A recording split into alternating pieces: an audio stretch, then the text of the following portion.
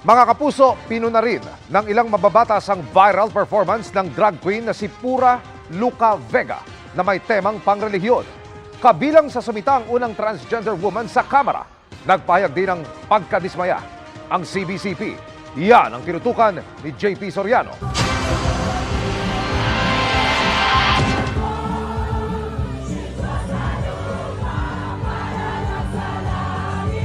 Umani ng samot-saring reaksyon ang viral at pinag-usapang drag performance ng Pinoy drag queen at social media personality na si Pura Luca Vega.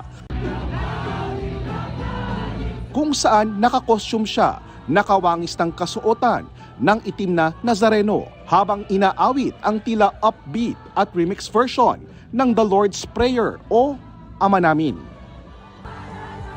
Ngayon, maging ang Catholic Bishops' Conference of the Philippines, nagsalita na rin laban dito.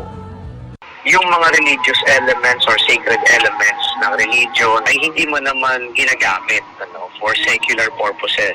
Na nakita natin doon sa ginawang pagsasayaw, di ba, merrymaking, performance, nagsisigawan yung mga nakapaligid, kinukuha na ng video.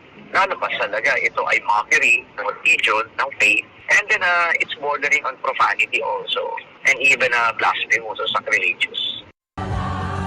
Pinuna rin ng CBCP ang nakakadismaya raw na pag-awit sa kakaibang paraan ng Ama Namin. That is the prayer taught by Christ Himself. So, hindi mo dapat na ginamit yun ng ganun-ganun lang na sumasayo ka, in-entertain mo yung mga tao. Yung freedom of expression, it's not absolute. If you are adversely affecting the other party, and you should tone down yourself. Nauna nang dumepensa sa kanyang Twitter space si Pura, pero sa panayam sa kanya ng GMA News Online ngayong araw, iginiit niyang hindi niya intensyong mambastos gamit ang Ama Namin remix. Ginamit niya raw ito para makakonek sa kanyang audience at ang kanyang drag daw ay sumasalamin sa bersyon ni Kristo na kaisa ng queer audience.